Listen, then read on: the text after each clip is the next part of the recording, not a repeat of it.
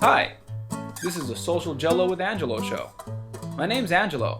I'm a social scientist, surfer, martial artist, and a whole lot of other things. Coming to you live from Kasai City, Japan, the Social Gelo with Angelo show.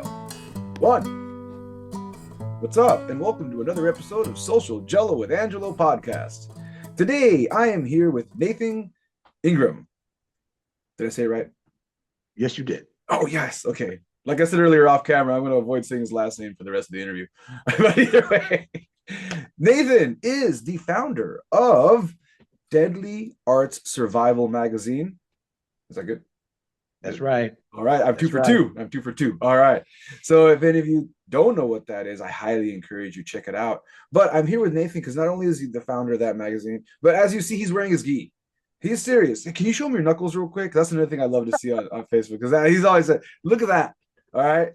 That is from intense training and years and years and years and years of hand conditioning. So I'm here to talk to Nathan about his martial arts journey in the East Coast. And there's gonna be a little bit of history here because he's been doing it for a long time. So I'm really excited, and I'm hopefully you're very excited too to learn about how martial arts and the style of martial arts he does and how it grew in the East Coast. So let's go ahead and get started real quick. Nathan, what is the style that you practice? Originally, I'm a Shotokan stylist. I started Shotokan in 1968. I was 12 years old, and I was a little thin kid and got bullied a lot. And I wanted to learn how to defend myself. And without asking anybody, I tried to learn with my brother and stuff. And my brother actually was a tough guy in the neighborhood, and he was tired of seeing me get beat up and slapped around the neighborhood. So he taught me how to fight a little bit, a little street fighting. And a friend of mine, David Fernandez, actually came to my house one day and in his gi, in his karate uniform, and my mother thought it was his pajamas. Back then, very few Americans knew what karate really was. They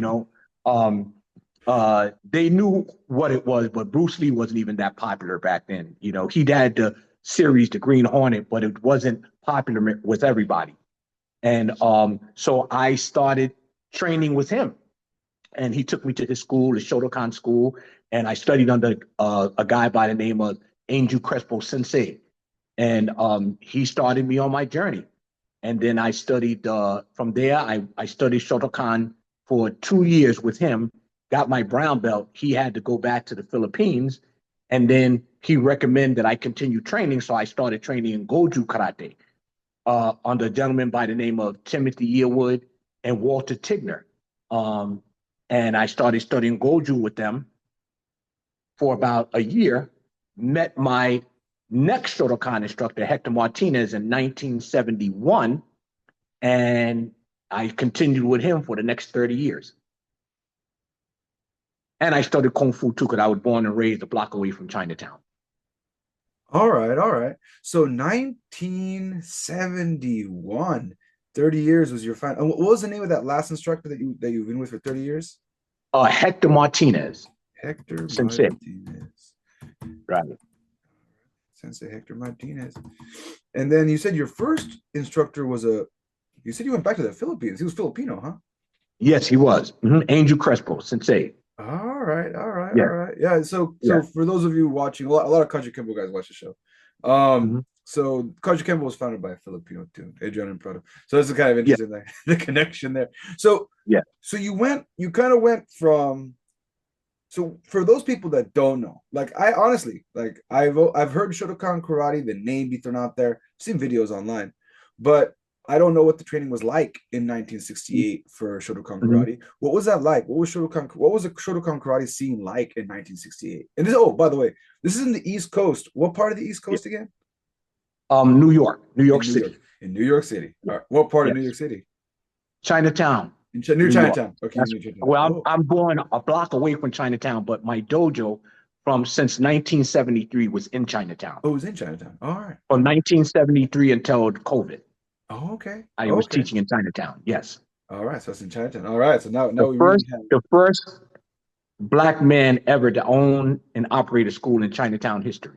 Oh, wow. Cool. Yeah, That's really cool. I mean, I knew I was going yeah, to get historical. I didn't think we could get that historical. That's awesome. All right. yeah. So you were the first black man to own and operate a dojo in Chinatown. And what In the was that history of China. in the history of Chinatown? And what was that scene like? What was the Shotokan karate martial arts scene like back in 1968? Very rough, very traditional.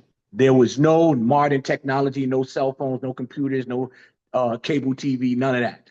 So what we spend our time doing was training. It was nothing for me to train 8 to 10 hours a day, especially out of high school. I had a little part-time job, and all I did, I get up in the morning, train. Doing work, I would train a little bit. Then at lunchtime, I would train. Then I get out of work and I train and I teach. So that was my life pretty much for many decades. But it was a lot. It was very Shotokan karate. If you know anything about it, it's very traditional. It was founded by a gentleman by the name of Gishin Funagoshi back in 1926, 24, 26, and very hardcore training. Not like we didn't fight like Kyokushinkai. I don't know if you heard of Kyokushin, but but very similar. I fought a lot of Kyokushin fighters, but very similar with the difference of Shotokan doesn't hold their hands up; they keep their hands down. That's why I got into boxing later on, because I did bare knuckle fighting from 1972 until around 1979, 1980, and probably 1979 more like. And but then when it came down to fighting full contact with the gloves, it was a whole new world for me. So I had to learn how to fight all over again correctly by keeping your hands up. So the bare knuckle fighting that was like Shotokan karate bare Yes, knuckle fighting. Okay, yes, yes, all yes, right. yes. And that continuous or is that point? Like how did it work back then? When I was fighting, it was continuous. It would Okay, be like a combination. It depends on who you fought under, and what rules, because you had different organizations that had different rules. Some of it would be continuous, and some of it would be point, but it would be very hard point. Like it wasn't like now where they play patty cake and they run with their hands down and bounce around. It was nothing like that. Nothing like that.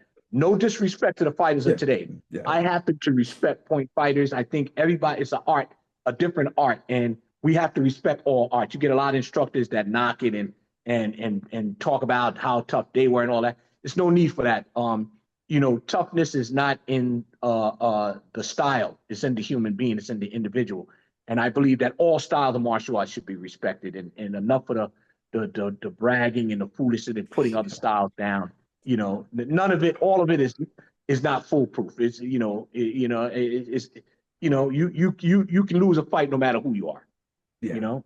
And then also like another thing to add to that is the idea that we have our art, we have what we practice, and then Right. we also have our sport element where we can Right. practice in a safe environment and not have Right. to worry about getting seriously injured. So Right. that's always a thing that Right. people miss on that. I agree.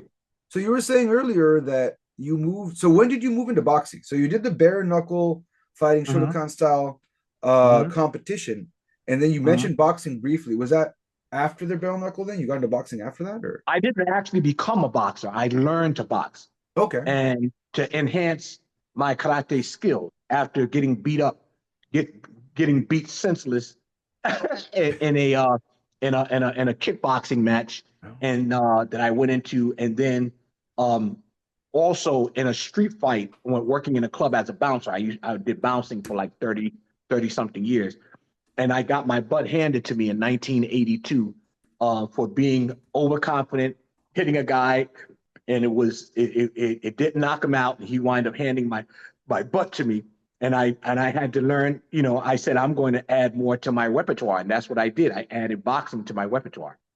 And it made all the sense in the world because he was catching me because my hands were so low, and I didn't know how to defend it. So I always said this. I said this for years since that.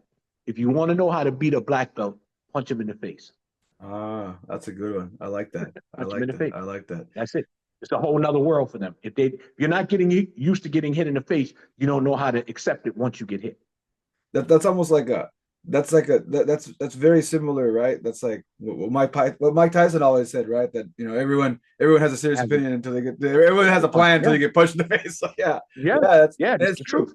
true. Yeah, it's Yeah, very that's what happened to me. I didn't know what to do once he punched me in my face. I had no clue of what to do, and I had to change that, and that's what I did. And a lot of martial artists don't realize it, that that's very important, knowing how to take a punch as well as giving it. Because you can brag and boast and do all of that.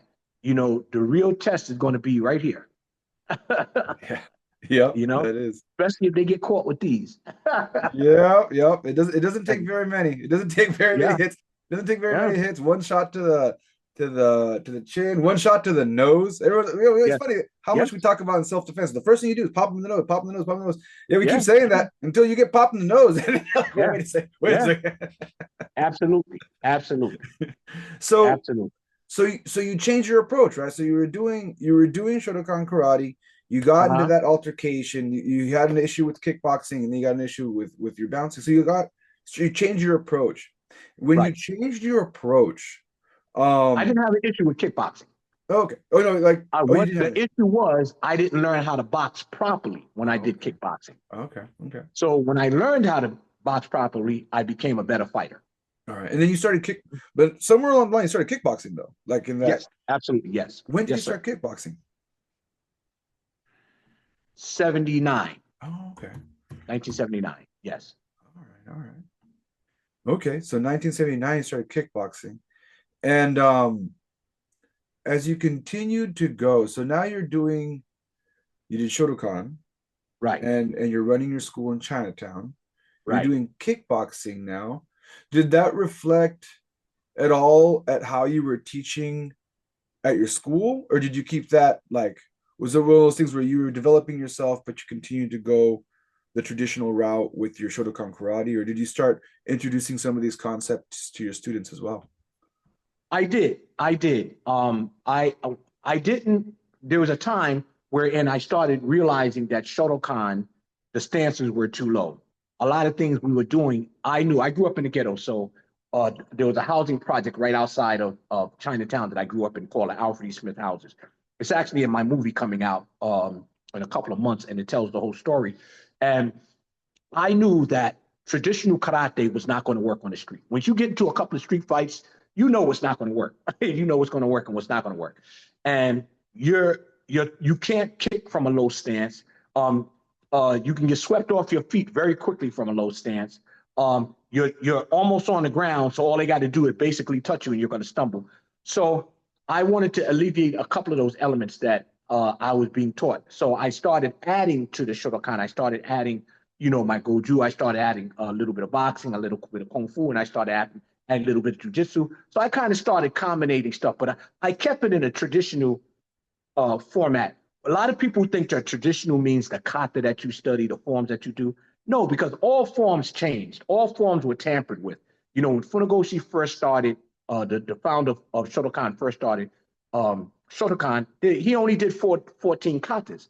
From there, other instructors came in, Nakayama and Nishiyama came in and started adding katas to Shotokan karate. And what I did was I just started giving it a little more of a twist from my perspective, what I thought would work better for our katas. So but I kept the traditional format, meaning the Bushido code, the respect, the honor, the bowing, the strong katas, the nice strong stances, the chambering of the kicks. There were certain elements that I did not want to leave out. And so I started putting, a little bit of what my interpretation of what I thought karate should be and leaving in the traditional aspects of it. All right. And then, Yeah. so then, so you did. So you started bringing in these new concepts. Uh-huh. And did you get any? So, like in the style I do, in Kaji Uh-huh. Kembo, it's an acronym: Ka Karate, Yeah. Ju Jitsu, Ken, Kempo, Kung Right. Fu, Right. Bo Boxing, Kickboxing. So if I tell my instructor, hey, after I got my black belt, I'm gonna start working on I'm gonna start studying Brazilian Jiu Jitsu now. He was just like, okay, have at it. Like, if please keep adding. So we're encouraged to do this, but we're a hybrid martial art. We don't exactly Right. go out there saying, hey, we got these. Some of the guys like to do that, but me personally, Right. I just say I'm a hybrid martial art, and I'm more focused on 2025 than I am in 1945. So Yeah. For you though, you're coming from more of a traditional martial art. So Yeah. was there, maybe it's a hot topic button, and if you can't answer the question, that's fine. But was there any blowback from the Shotokan community? Because now you're bringing in these other concepts from other arts. Did you have any issues with that? And we got upset? You don't have to name any names, but did you have? No, it's okay. No. I'm very comfortable with that. Talking about, my background. Um, I got a little, but not much because my students were winning a lot. Yeah. We were the winningest school in all of Chinatown in fighting forms and everything. So it's hard to argue with a school where you're winning and you're losing and you're saying they're fake. Oh, you don't do it the right way. It's kind of, that's like a person telling you, if you pass the test and they fail, they're telling you you're not smarter than them. You know what I mean? So I'm not saying I'm smarter than anybody. That's not what I'm saying. But I'm saying that it's hard to argue that. And a lot of people knew me. They knew I really came up through the hardcore, karate. My instructor, Hector Martinez, was very well known for his brutal way of training. I was his winningest bare knuckle fighter. So back in the 70s, 60s, and 70s, I was very well known in the neighborhood. But I'm not bragging. I'm sharing with you. And please, audience, don't think I'm bragging. I'm sharing with you. I was his most popular fighter. So I didn't get much flack because I would fight you. I would show up to your school if you talked about me with my gi in my hand. I was that kind of guy.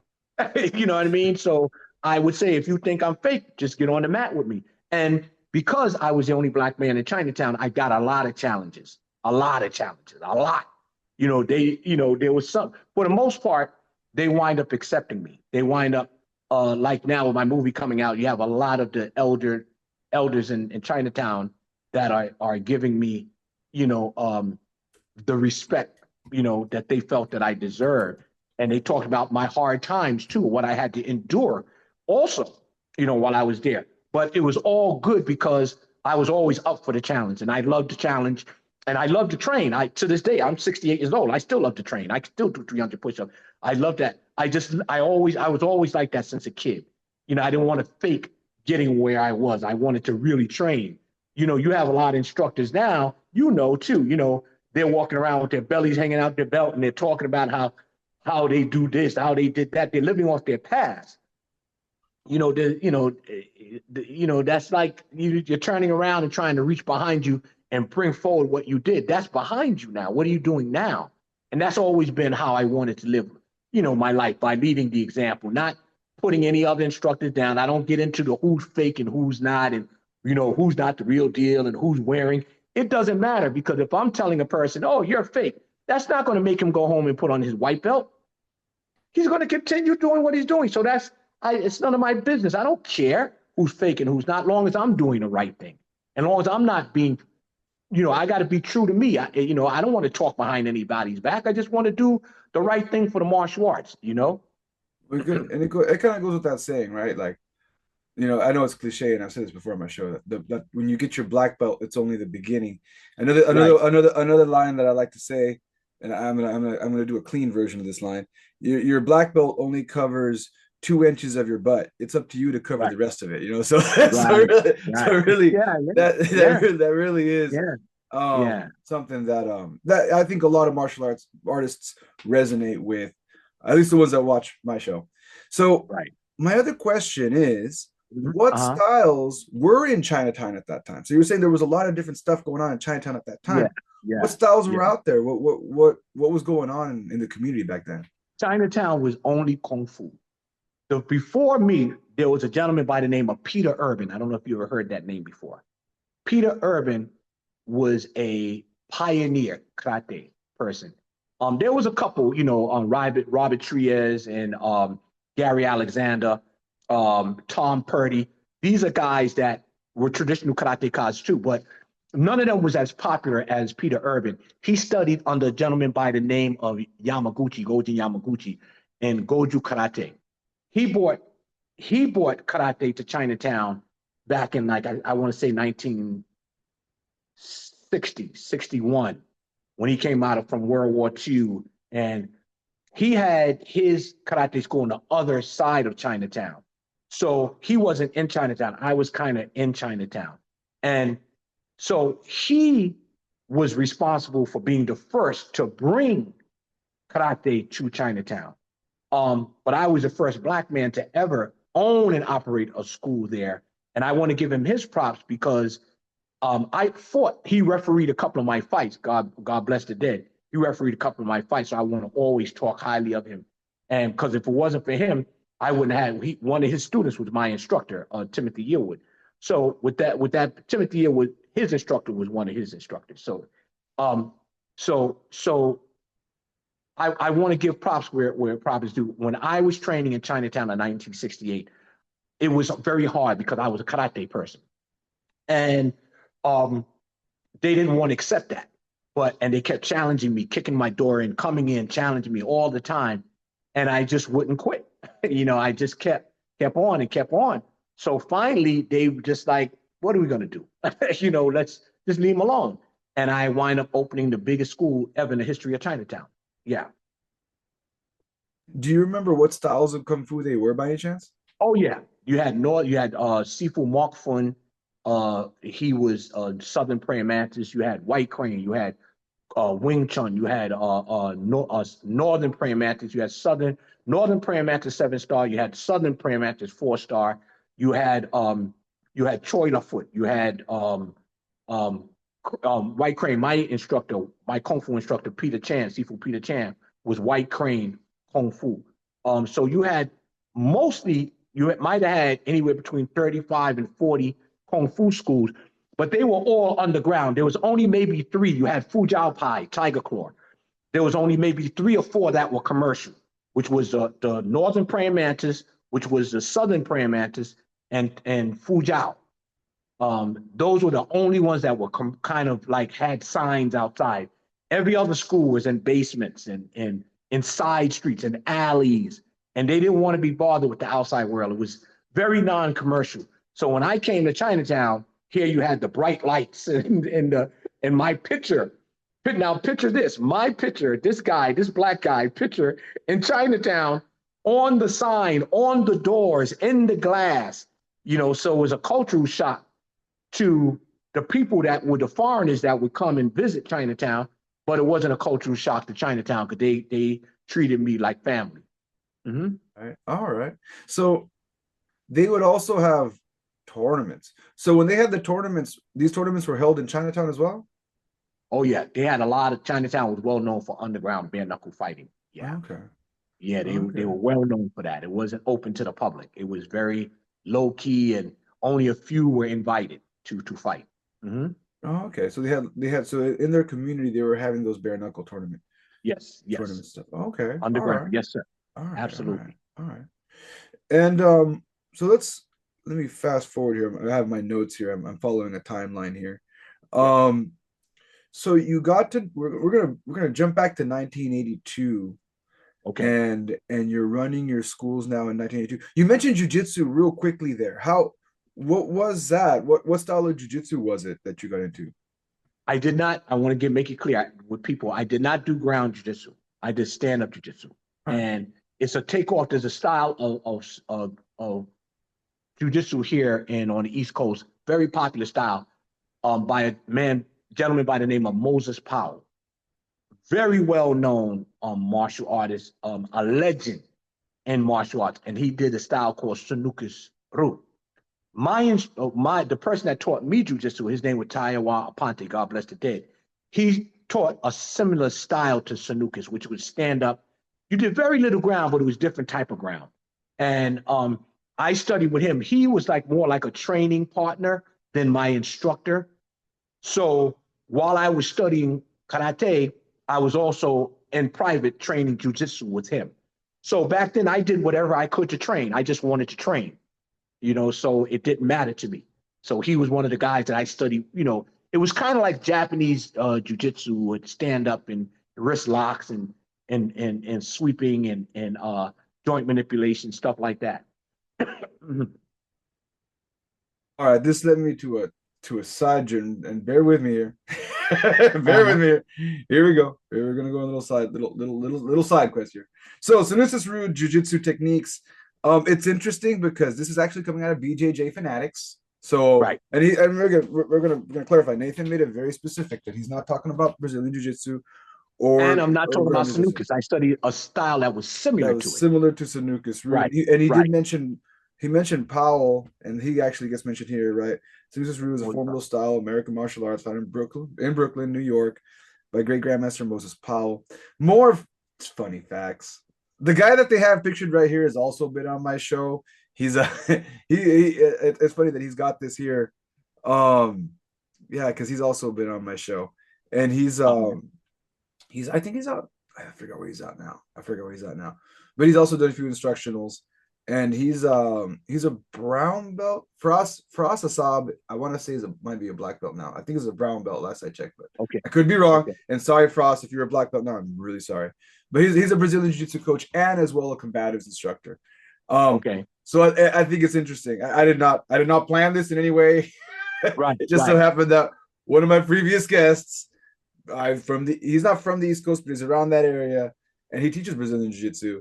Also mentions Sanusi's root Jiu-Jitsu techniques. So if you want to know more about that, go on to BJJ Fanatics and learn more about that. There. All right. So that's very what good that link system. is. That's what that link is. All right. Mm-hmm. And for those people that don't know, I know right now Brazilian Jiu-Jitsu is one of the most prominent popular martial arts out there. And if you've done this for a long, I have done this for a shorter time than Nathan. I was born in 1980. I was born, if I look at this timeline right, I was born when he started bringing in kickboxing into his style. So give you an idea where I'm at on this timeline. I was born at that time. But if you've been doing this long enough, you'll always see the trend in martial arts, a certain style that pops out generation. 70s was Kung Fu. Sure. 80s was a little more kickboxing. 90s started going more towards Brazilian Jiu-Jitsu and MMA. And then now we got a really big boom with Brazilian Jiu-Jitsu, right? With that being a very popular style of martial art. But what I can say is, even though Brazilian Jiu-Jitsu is so popular, these kind of stand-up styles of jiu-jitsu have been around for a long time. In fact, most of the jiu-jitsu that you see in Japan comes from that kind of thing. Judo split off from more newaza techniques, but traditional judo jiu-jitsu, Japanese jiu-jitsu, used to have more ground, but as they turned it more into the sport that it is now, they started gravitating more towards stand-up. So you can always look at that. And in my style of Kajikembo, they're related to a Danzan Ryu Jiu-Jitsu, which is also got a connection to more of a stand-up style of Jiu-Jitsu. Right. Anybody thinking about that? All right. So we are getting close to our wrap-up, but there are some things I want to know, some more things I want to know. We're in the 80s, you introduced kickboxing, you brought in some of the stand-up style Jiu-Jitsu. And then as things progressed, you ran your school for many years. And then COVID. 51 years. 51 no, years. 50, I'm sorry, because we closed down in COVID and then we had to move, but I've been teaching 52 years. Right.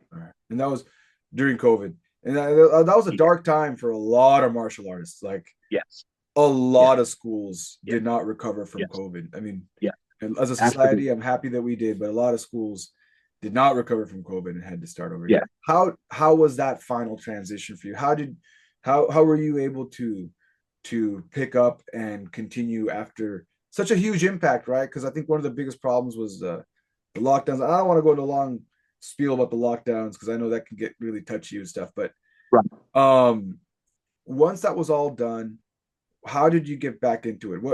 Obviously you never stopped, but how were you able to get the ball rolling again? Well, during the whole COVID, about a year and a half, I was teaching. My sister gave me permission.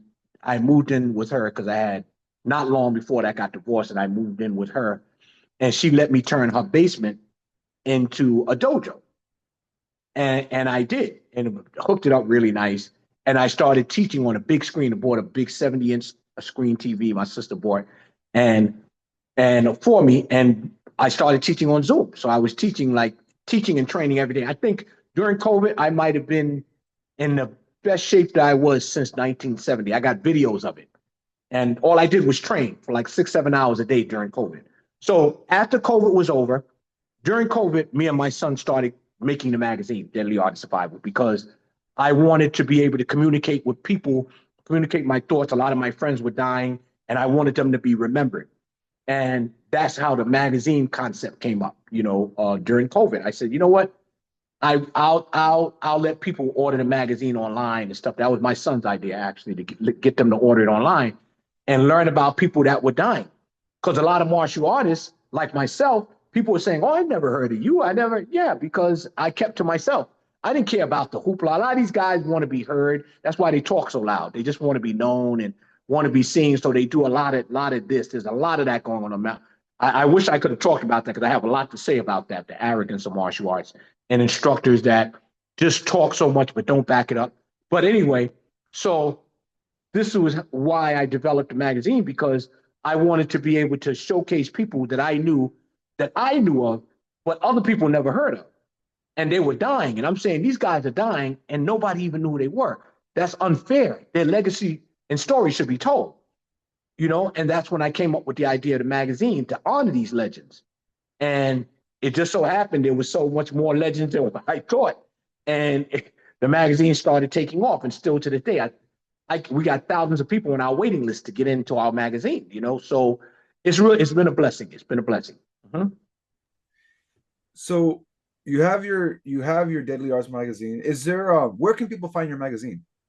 They can go right to Amazon. They could go to Amazon. It's the #1 martial arts magazine on Amazon. 20 editions in a row, #1. Congratulations. Yes. And we're #1 on Instagram. We're #1 in Barnes and Noble. The most popular martial arts magazine on Instagram. You can look it up. You can Google it. So I said that to say that's how God works. When you're, it was to do. It wasn't to put Nathan Ingram's name out there, because it was left up to me. My kids would always, "Dad, how come you don't want to be known? Dad, you got such a, you've done this, you've done that." That was never my thing. A lot of martial artists, that's their thing. That's why they started filming themselves at an early age, because they knew they wanted to be able to brag later on. I never cared about taking pictures and filming. I always thought I was an ugly guy. So, now the magazine, so they can get it. I'm going, of course, but they can get it on Amazon, and they can go to our website, www.deadlyartistsurvival@gmail.com. All right. So there you go. There's the website too. Before we wrap up, and you said you regret not being able to talk about the arrogance of martial arts. We still have about 14 minutes if you want to go into that. Do you want to go into that? Do you want to talk about the arrogance? Yeah, I do. I want to talk about, and I want to address a lot of instructors. You have instructors here in the East Coast, especially in lower East Coast, like talking about New York, New Jersey, even Florida. Okay, you got guys that put people down, calling them fake, talk the talk. Then when you approach them or when you go at them, then they deny it or they back down. You said, "Listen, if you think I'm not that good, why don't you and I fight," or whatever.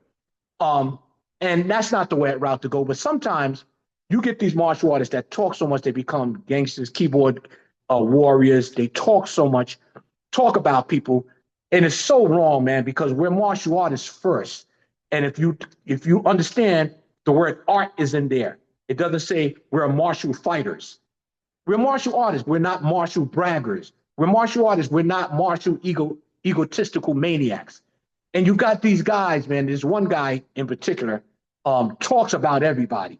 Got a big belly, talks about everybody, swings nunchucks, just bragging, talking, putting everybody down. And a lot of things he's doing in martial arts is horrible.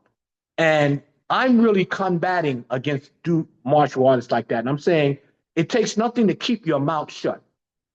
And I just got in an incident wherein this guy was talking on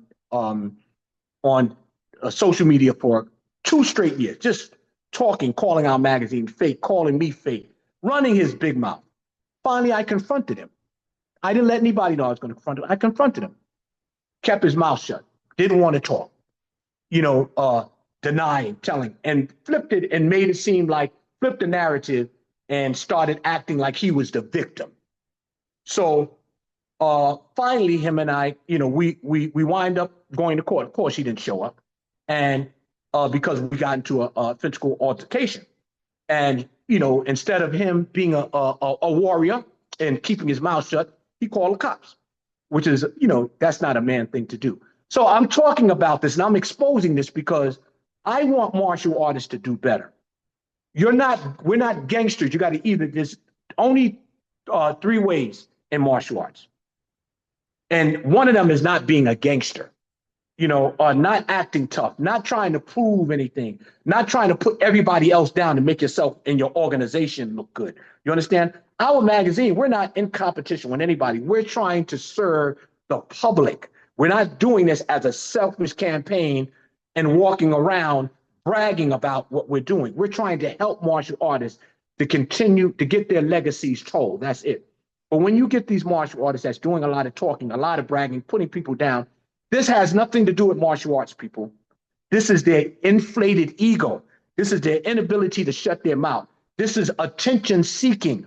And they're manipulating people into thinking that it's different. No, it's about bragging. It's about making themselves look good, because the last thing you want to do is fight. The last thing you want to do is put somebody down. This is a lack of discipline, a lack of self-control, and even with me, it was hard for me to control myself being talked about for 2 years. And when it got to the courts, I said, Your Honor, if you went on my social media page, you won't see me talking about anybody for 2 straight years. You go to his, and he deletes everything right after he posted about somebody talking about it. So this is not martial arts, everybody. And I have to say this. Because people are starting to get the wrong impression of what martial arts is all about. Martial arts is about respect, discipline. Even when I did what I did and I lost my control, I'm still a student of martial arts. I know not to do that again. And, I felt I had to protect my honor, and for whatever reason, this guy, not only to me, he does it to everybody, and he got warned that I was coming for him, and I came for him. I didn't get on Facebook. I didn't talk. I didn't call him names and call him out his names and act like a fool like he did, and disrespecting me and talking about my family, and then run and hide. Okay. So what I'm saying, martial artists don't act like this. This is not martial artists. Train hard, be respectful, give everybody their respect, be honorable. That's what martial arts is about. If you've been training, continue to train hard.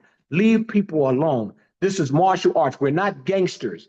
We're not mafia people. We are martial artists. I had to say that. All right. Yeah. And I mean, like I recently, I'm not gonna go. What I try to do. So one of the things I do on top of podcasting is social media and marketing and networking for martial artists. And I think one of the greatest public announcements I can make, and I've said this to my clients before, is you do the right thing, right? Ignore what they say. The best thing you can do is ignore what they say. The best thing you can do is not comment. The best thing you can do is just ignore it, because the algorithm doesn't know the difference between a positive comment and a negative comment. Right. So if you end up in some sort of large debacle online, all that's going to do is push their content even more. So if they have negative content, the best thing you can do is ignore it. If you really, really want to strike it at its core online, even though it's hard, especially like, because I've had, I'm doing what I do, I've had a lot of people say stuff. The best thing you can do is, if you really don't like it, you really don't want to push it, you really don't want them to continue to succeed through negativity, is ignore it. So yeah. And you know what too? What I did, what was very smart, he was talking so much, what we started doing was screenshotting everything he was saying. That's good. And I had it ready for court for him too, because he was telling people I was doing what he was doing. But my lawyers could not find anything that I said, but we had 98, listen to me, 98 screenshots of him calling me a coward, him calling me this, him calling me a pimp, 98 screenshots of that ready for court, and I was saying, please come to court, because I want them to see what kind of a person that you really are portraying yourself to be, that you're not. And I just don't want to see anybody else go through that, because that's a form of harassment. I don't want to see any martial artist. Please train hard, be respectful, leave your art in the dojo. The only time that you defend yourself is when you're being attacked. No other time. Don't pay these frauds no attention. These braggarts, that they're not doing it right. They don't even. This guy don't even own a school. You know what I mean? He doesn't even own a school. He runs around and does seminars, and that's training for him. So please don't wind up like this. Let's respect our art. I don't care what style it is. Let's respect it. All right. So before we go, one more time to my listeners, you can find Nathan's magazine, Deadly Arts Survival Magazine. You can Google it, and there's several different avenues for it. And you can definitely get a copy of that on Amazon, the number one And my book, martial arts magazine. the Nathan Ingram story. You can get it on Amazon's the number one new release. You can get that on Amazon. It's a 5-star book, and it tells my story. Everything I'm talking about. This is who I've been for years. You know, I've never been trying to act like I'm tough. I've always been. I try to be the best martial artist version of myself. I'm human. I make mistakes, but I love my art. I love training, and I love being a good teacher and a good example. And then also, you quickly mentioned a movie. Do you want Yes. to promote? You want to promote that right now? Or you want to let that Yes, be? yes. Our movie is coming out right now. It's the trailer. The trailer actually was debuted 2 weeks ago, Okay. twice. At a private ceremony, then open at my DOSCon at our convention, and it's called the Nathan Ingram story, Deadly Art of Survival, the Nathan Ingram story, and it should be premiering in theaters in July. Okay. We're looking for it, but let's just say the summer. Okay. Let's just say the summer. Right. The red carpet will probably be in July, and then hopefully the end of the summer the movie will be out. All right. So for anybody watching, the book's already out, and a film is coming in the summer. Well, Nathan, Yes. I want to thank you so much for taking the time Thank you, to come brother. out and all that Thank history, you. man. The first Black man to own a martial arts studio in Chinatown. I think I'm going to In the title it history. that. I didn't open that. Because I always think about what am I going to title this. So that's Yeah. just what I'm going to title it. So I want to thank you very much for taking the time for coming out. Thank you, brother. For my viewers, thank you so much for coming out to see Social Gelo with Angelo podcast. Yeah. One of these martial arts podcasts once a week. And we'll catch y'all next time. God bless everyone.